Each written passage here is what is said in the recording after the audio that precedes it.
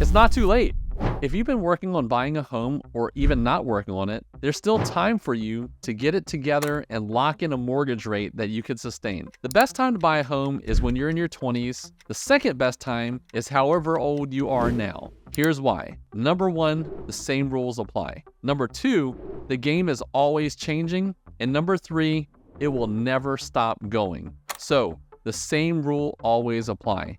No matter where you are in life, if you're a first-time home buyer, all of the programs, grants, and other funding made available to them are available to you depending on your income, credit, and assets. Even if you've been financially strapped, there are relief programs designed just for you that will make home buying possible. The first option would be the USDA 0% down payment loan. So what is a USDA 0 down payment loan? This program is designed to stimulate rural living and development in designated rural areas across the country. Eligibility is based on your income, family size, and the specific area you're purchasing in, meeting USDA's geographic requirements. It allows for 100% financing with no money down, making it an excellent option for those with limited savings or assets. Income limits apply, and typically between 50 and 115% of the area median income, ensuring the program benefits low to moderate income households. So, if the area median income in your area is $100,000, that means the maximum income that would qualify for the USDA loan would be $115,000, so that 115% guideline.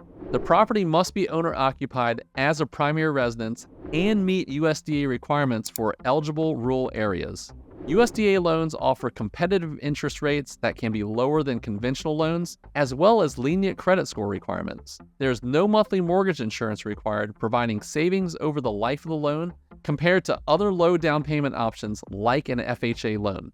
Eligible property types include single-family homes, townhouses, condos, modular homes, and some manufactured homes in USDA-approved areas. This program aims to boost home ownership and economic development in rural communities across the United States. So remember, the USDA and their approved lenders do want to work with you.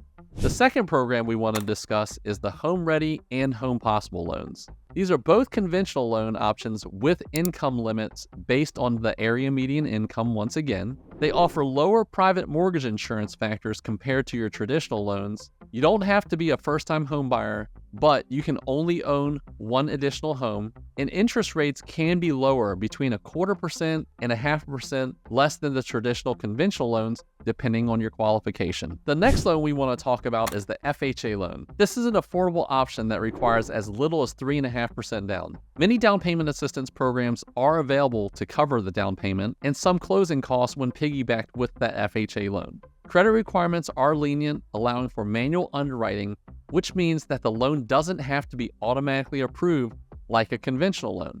This unique loan provides an opportunity for home ownership to those with credit challenges or asset limitations, unlike any other program. By offering various loan down payment options, flexible credit requirements, and the potential for down payment assistance, these loans aim to make home ownership more accessible to a broader range of borrowers. By also providing no down payment mortgages with the relaxed credit and income standards, the USDA loan program opens doors to affordable homeownership for many who may have previously been priced out of the housing market. So I'll have links in my description with guides to these loans and programs designed for people like you. And while you're down there, leave a like and subscribe to the channel so you don't miss any updates, because the game is always changing. Right now, we're in what's called a seller's market. Interest rates are higher, and it can actually be difficult to find a home that's a perfect fit. The good thing about this type of market is that you can get in without as much competition and do some negotiations to get seller contribution for closing costs, or even negotiate a lower sales price. So don't stress about interest rates. It's irrelevant to our goals when buying a home, because our goal is to get skin in the game. Interest rates change, and refinancing is always an option. You just have to be adaptable and be ready to act. The most important thing is that we're building equity. The money we spend on a home is not a waste. It's coming back to us. The beauty about this type of market that we are in right now is even though you're buying at a higher interest rate and have the ability to negotiate and refinance in the future, when the rates do come down, you typically see appreciation in the value of the home, and what this does is gives us equity. It is important to remember that the money spent on a mortgage and home maintenance is an investment that can provide returns even amidst constant change. Let me share a personal experience to illustrate this. In my previous home, we didn't renovate it initially. However, when it came time to sell, our realtor advised us to make various renovations before listing. We ended up completing these renovations, but never got to truly enjoy the fruits of our labor. It was almost as if we had made the house feel like a proper home just as we were preparing to leave. Learning from that experience, when we moved into our current home, we decided to tackle all the desired renovations up front. This required a larger initial investment, but it allowed us to fully enjoy the enhancements and the comfortable living spaces we had created.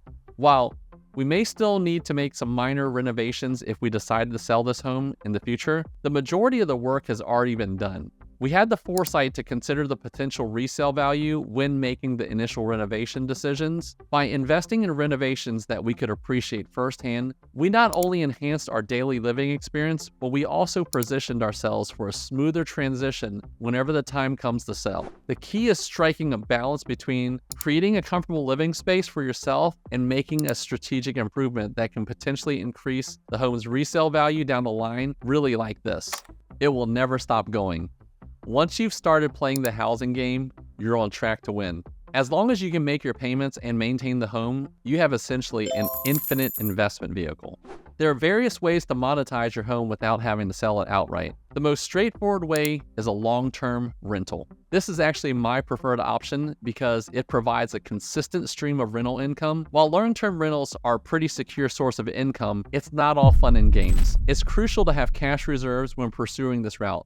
So, for example, if my mortgage is $2,000 a month and I'm collecting $2,500 a month in rent, I would actually set aside $500 each month for at least 12 months. So after a year of timely mortgage payments, I would actually apply an additional $3,000 towards the principal reduction while maintaining a $3,000 reserve for repairs and potential vacancies. The next option is short-term rental. This can be done through traditional means using quarterly and semi-annual lease terms or online services like Airbnb, Vrbo, or Booking.com. The advantages of these options is that it typically results in less wear and tear compared to a long-term rental. However, you'll likely experience more frequent turnover and varying levels of occupancy. This approach involves additional costs for cleaning crews, maintenance, and property management. In a strong market, short-term rentals can be highly profitable, but in downturns, you're still responsible for the cost of ownership and upkeep. The next great way is room rentals.